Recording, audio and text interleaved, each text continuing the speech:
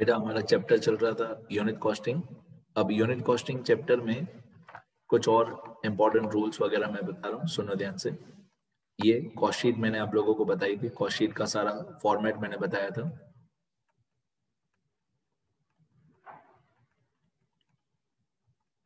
ये cost sheet का सारा फॉर्मेट मैंने बताया था और कुछ मैं नोट्स नीचे बता रहा था ये सारे। अब मैं और भी आगे पॉइंट्स लिखते जा रहा हूँ, आप लोग पहले सुनना समझना बाद में लिखना। सबसे पहला जो इम्पोर्टेंट पॉइंट है वो है यूनिट्स का फॉर्मूला, नंबर ऑफ यूनिट्स का फॉर्मूला। तो एक नंबर ऑफ यूनिट्स का फॉर्मूला होता है। क्या फॉर्मूला होता है सुनना ध्यान से। Sales equal to opening stock plus production, sales equal to opening stock plus production minus closing stock.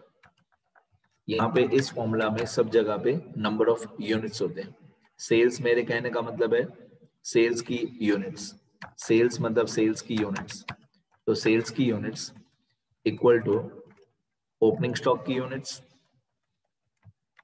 Plus production की यूनिट्स माइनस क्लोजिंग स्टॉक की units.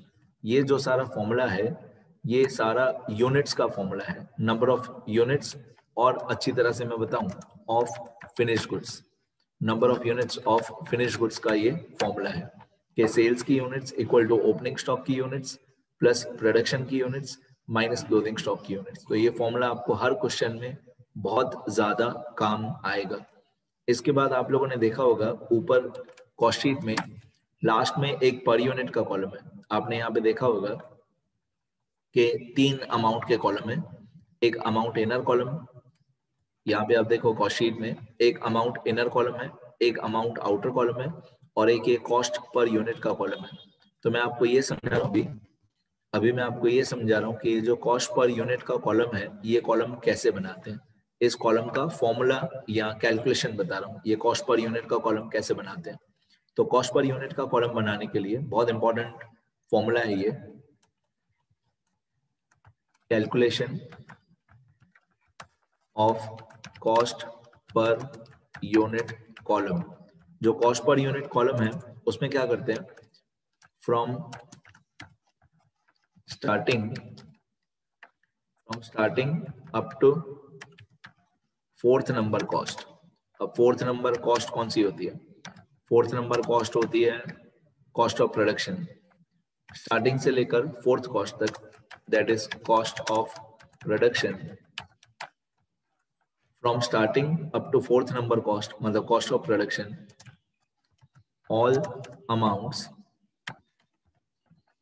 all amounts are divided by units produced। अब units produced आपको question में दिया हुआ होगा, ये वाला, ये जो प्रोडक्शन है प्रोडक्शन की यूनिट्स क्वेश्चन में दी हुई होगी। तो स्टार्टिंग से लेकर फोर्थ नंबर कॉस्ट तक सबको डिवाइडेड बाय यूनिट्स प्रोड्यूस करते हैं तो कॉस्ट पर यूनिट का कॉलम आ जाएगा। ओके, फिर opening stock of finish goods, fourth cost के बाद फिफ्थ कॉस्ट आता है। फिफ्थ कॉस्ट में दो ही ट्रांजेक्शन्स आती है, एक opening stock of finish goods, एक closing stock of finish goods. तो opening stock of finish goods और closing stock of finish goods का पर यूनिट का कॉलम आप नहीं फाइंड आउट करोगे तो चलेगा। तो do not find per unit of opening stock of finish goods and closing stock of finished goods। तो इसका opening stock of finish goods और closing stock of finish goods का पर यूनिट आप लोग फाइंड आउट नहीं करोगे, ठीक है। फिर आ जाते हैं हम लोग और आगे फिफ्थ कॉस्ट। फिफ्थ कॉस्ट कौन सा होता है, cost of production of goods sold. तो from fifth cost that is cost of production of goods sold, cost of production of goods sold up to last line में आता है sales, मतलब fifth cost से लेकर एंडिंग तक, fifth cost से लेकर एंडिंग तक all amounts are divided by units sold. ठीक है, तो स्टार्टिंग से पहली अमाउंट से लेकर फोर्थ कॉस्ट तक सबको डिवाइडेड बाय यूनिट्स प्रोड्यूस करते हैं, और फिफ्थ कॉस्ट से लेकर एंड तक, फिफ्थ कॉस्ट से लेकर लास्ट में आता है सेल्स, फिफ्थ कॉस्ट से लेकर एंड तक सबको डिवाइडेड बाय यूनिट सोल्ड करते हैं। तो आपका पर यूनिट का कॉलम आएगा, calculation of cost per unit column. मैं इमेजिनरी अमाउंट से, इमेजिनरी नंबर से आपको कैलकुलेशन करके दिखाता हूँ। ये जो हम लोगों ने कॉस्ट शीट बनाई है, ये जो हम लोगों ने कॉस्ट शीट बनाई है, इसमें मैं सबको डिवाइडेड बाय 10,000 करके बता दूं। ये जो कॉस्ट शीट हमने बनाई है, इसमें मैं सपोज कर लेता हूँ, सपोज हमारे यूनिट्स प्रोड्यूस्ड हैं 10,000 यूनिट्स, ये मैंने इमेजिनरी नंबर्स लिखे हैं, और सपोज करो हमारी यूनिट्स सोल्ड है 8,000 यूनिट्स। सपोज हमारे यूनिट्स प्रोड्यूस्ड है 10,000 यूनिट्स और यूनिट्स सोल्ड है 8,000 यूनिट्स। अब पहले स्टार्टिंग से लेकर फोर्थ कॉस्ट तक सबको डिवाइडेड बाय ये यूनिट्स प्रोड्यूस करेंगे 10,000। अब जो फर्स्ट अमाउंट के कॉलम में लिखा हुआ है, जो फर्स्ट अमाउंट के कॉलम में लिखा हुआ है, उनको डिवाइड करने की जरूरत नहीं है। डायरेक्टली जो सेकंड अमाउंट के कॉलम में लिखा हुआ है, ये 14,500, सिर्फ उन्हीं को डिवाइड करेंगे। इनर कॉलम में जो अमाउंट्स है उनको डिवाइड नहीं करना है, जो आउटर कॉलम में अमाउंट्स है, जितनी आउटर कॉलम में अमाउंट्स हैं उनको ही डिवाइड करेंगे। जैसे 14,500 है, तो यहाँ पे हो जाएगा 14,500 डिवाइडेड बाय 10,000, तो ये आएगा 1.45। फिर ये 2800 डिवाइडेड बाय 10,000, तो 2800 डिवाइडेड बाय 10,000, तो ये आएगा 0.28। फिर और आगे, अब इसके आगे आप अगर जो इसके बाद वाली अमाउंट है,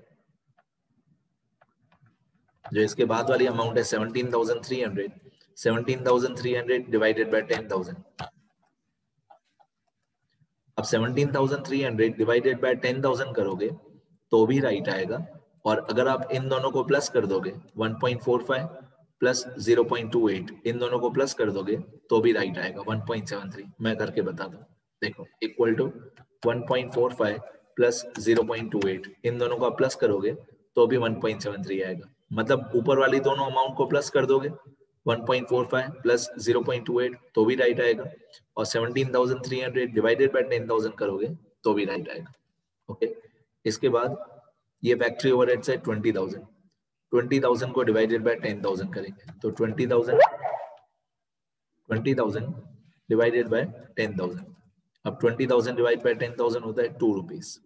इसके बाद 2 रुपीज के बाद ये 37,300 डिवाइडेड बाय 10,000, 37,300 डिवाइडेड बाय 10,000, तो ये आएगा 3.73। फिर से वही बात है, आप 1.73 और 2 दोनों को ऐड कर दोगे तो भी 3.73 आएगा, इन दोनों को प्लस कर दोगे 1.73 प्लस 2 तो भी यही आएगा 3.73, और अगर आप 37,300 को डिवाइडेड बाय 10,000 करोगे तो भी राइट आएगा।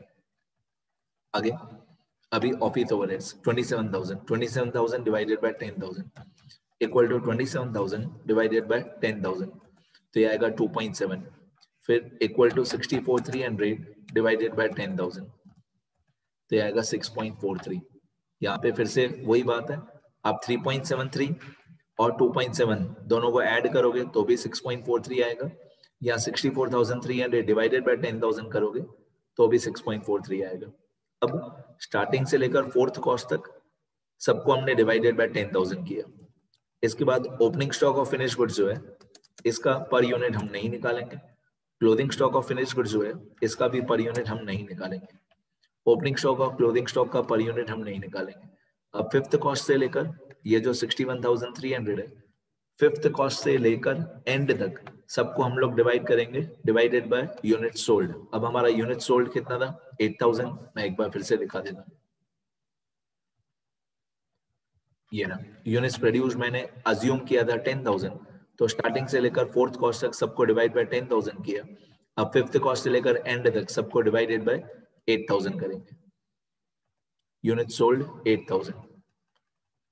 अब ये फिफ्थ कॉस्ट है, cost of production of goods sold 61,300, इसको डिवाइडेड बाय 8,000 करेंगे तो 61,300 डिवाइडेड बाय 8,000 7.6625, तो इसको 2 डेसिमल तक लिखते हैं 7.66। फिर ये 12,000 डिवाइडेड बाय 8,000, 12,000 डिवाइडेड बाय 8,000, तो ये आएगा 1.5।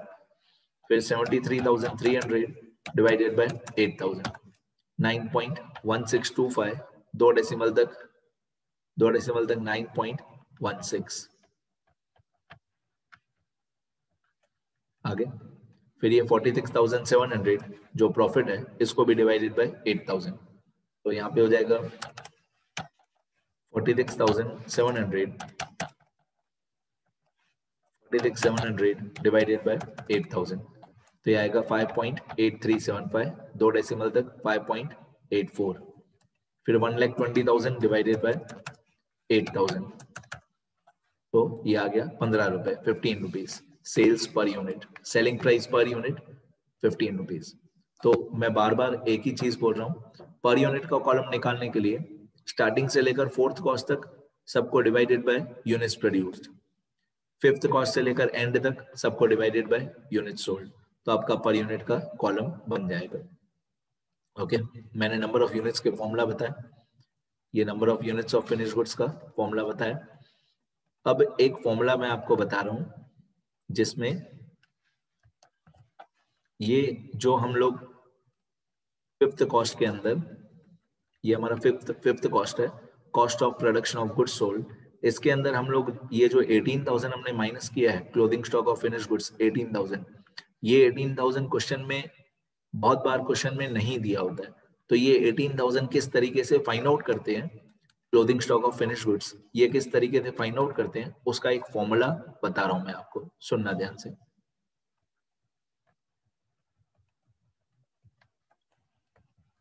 कैलकुलेशन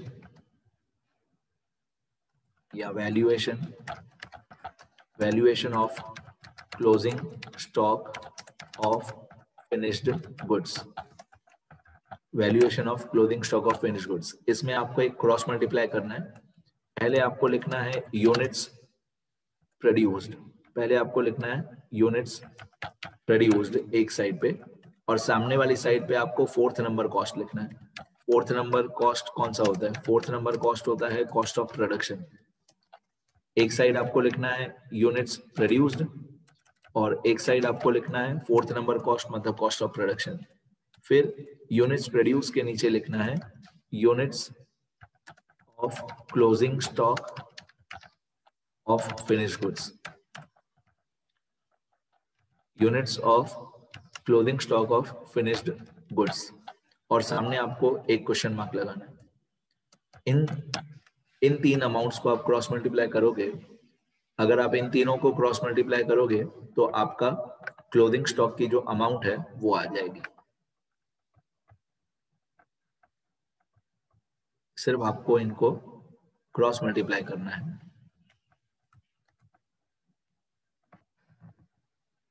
ऑब्वियसली क्रॉस मल्टीप्लिकेशन आप सब लोगों को आता है कि एक साइड यूनिट्स प्रोड्यूस जो मैंने 10,000 बताया था, यूनिट्स प्रोड्यूस, एक साइड 4th नंबर कॉस्ट मतलब कॉस्ट ऑफ प्रोडक्शन, फिर यूनिट्स प्रोड्यूस के नीचे units of clothing stock of finished goods, उसके सामने क्वेश्चन मार्क। इसको क्रॉस मल्टीप्लाई करोगे तो आपका finished goods, clothing stock of finished goods की अमाउंट आ जाएगी। जो क्वेश्चन मैंने ऊपर लिखा है उसमें सही नहीं आएगा, जो मैंने क्वेश्चन लिखा है ऊपर उसमें सही आंसर क्यों नहीं आएगा? क्योंकि मैंने इमेजिनरी अमाउंट्स लिखी है, मैंने परफेक्ट कैलकुलेशन बिठा के अमाउंट्स नहीं लिखी है, सब अज्यूम करके अमाउंट्स लिखी है। लेकिन जितने भी प्रैक्टिकल टेक्स्ट बुक के हम लोग क्वेश्चंस करेंगे या एग्जाम में आप लोग सॉल्व करोगे तो एग्जाम में आप लोग इसी तरीके से सॉल्व करोगे, ठीक है? तो एक मैंने आपको यूनिट्स का फॉर्मूला बताया,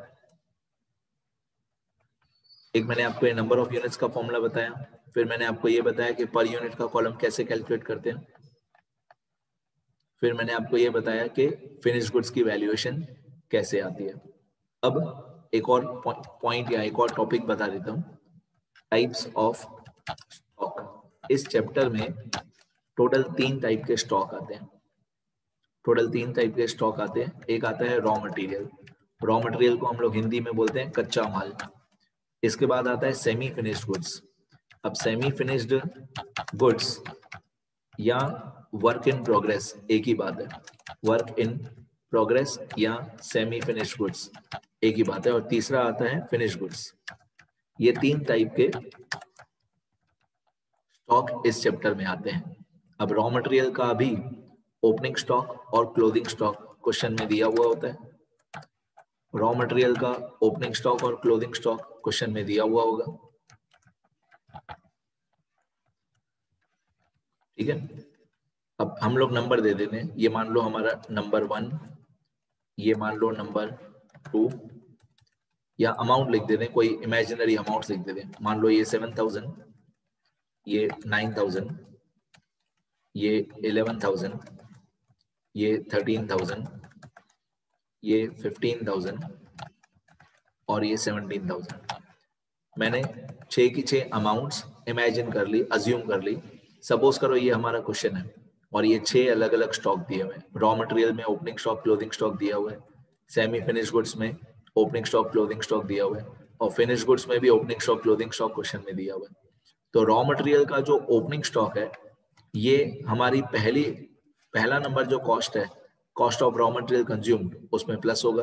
तो जब भी मैं लिखूं +1, मतलब जो पहली कॉस्ट है, cost of raw material consumed, उसमें प्लस करो, ऐड करो। फिर closing stock of raw material, ये हमारी पहली कॉस्ट में माइनस होगा, मतलब कॉस्ट ऑफ रॉ मटेरियल में ये लेस होगा। तो जब भी मैं बोल रहा हूँ -1, मतलब पहली कॉस्ट में, कॉस्ट ऑफ रॉ मटेरियल में लेस करो।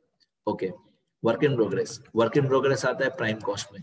प्राइम कॉस्ट मतलब second number cost, prime cost मतलब सेकंड नंबर कॉस्ट। तो work in progress prime cost में आता है, प्राइम कॉस्ट में ये ऐड होगा। Opening stock of work in progress, ये प्राइम कॉस्ट में ऐड होगा। अब closing stock of work in progress, closing stock of work in progress, ये प्राइम कॉस्ट में माइनस होगा। तो +2 मतलब सेकंड नंबर कॉस्ट में ऐड करो, और -2 मतलब सेकंड नंबर कॉस्ट में लेस करो। फिर फिनिश गुड्स, फिनिश गुड्स जो है इसका अलग से ही एक कॉस्ट होता है, जिसको हम लोग 5th नंबर कॉस्ट बोलते हैं, cost of production of goods sold, cost of production of goods sold. तो finish goods 5th number cost में opening stock of finish goods plus होगा, और closing stock of finish goods 5th number cost में minus होगा, ठीक है। और भी मैं 1-2 बातें बताऊं आपको।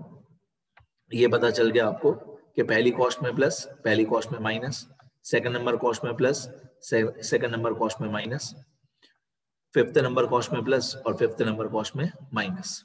अब ये जो वर्क इन प्रोग्रेस है, वर्क इन प्रोग्रेस कभी कभी क्वेश्चन में ऐसा बोला होता है कि वर्क इन प्रोग्रेस जो है उसको लिखना है इन या अंडर फैक्ट्री कॉस्ट। अगर ऐसा क्वेश्चन हो,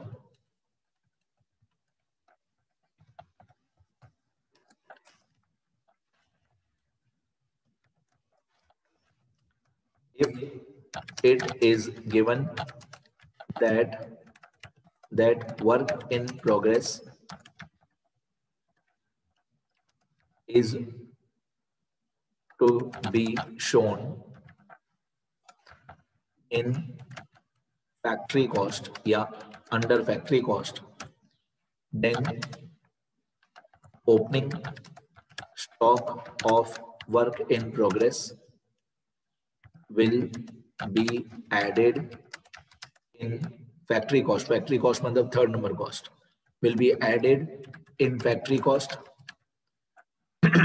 and closing stock of work in progress will be deducted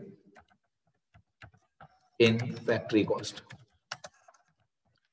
ठीक है। तो अगर बोला हुआ है क्वेश्चन में कि वर्क इन प्रोग्रेस को फैक्ट्री कॉस्ट में लिखो, तो आप कंपलसरी फैक्ट्री कॉस्ट में ही लिखोगे।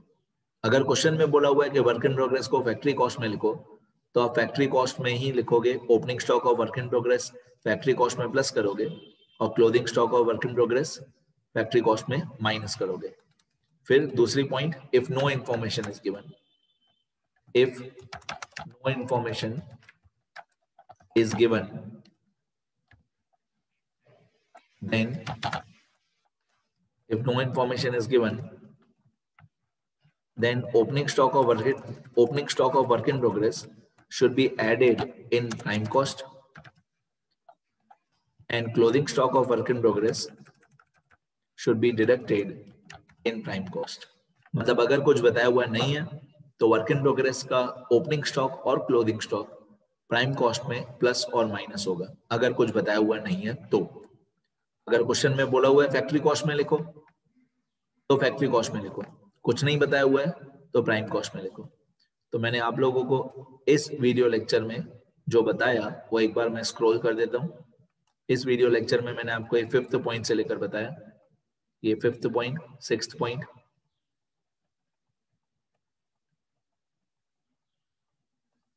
7th पॉइंट, 8th पॉइंट, ये सब कॉस्ट शीट बनाने में काम आएगा। और अगर ये चैप्टर नहीं आया तो इसके पीछे आपको 2-3 चैप्टर और भी नहीं आएंगे, तो ये चैप्टर तो अच्छी तरह सीखना ही है।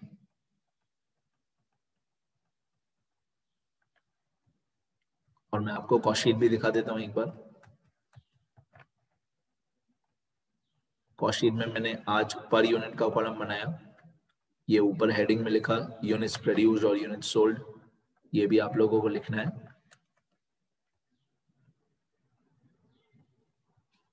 तो हमेशा ऐसे ही किया करो, पहले पूरा वीडियो एक बार देखा करो, फिर जब मैं लास्ट में स्क्रॉल करता हूं पूरी स्क्रीन तब वीडियो पॉज करके लिखा करो।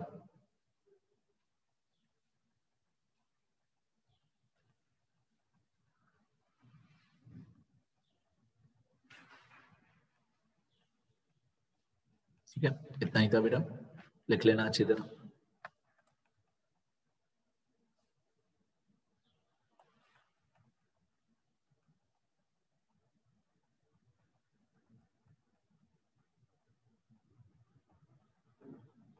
ठीक है बेटा, मिलते हैं नेक्स्ट वीडियो में, लिख लेना इतना अच्छी तरह।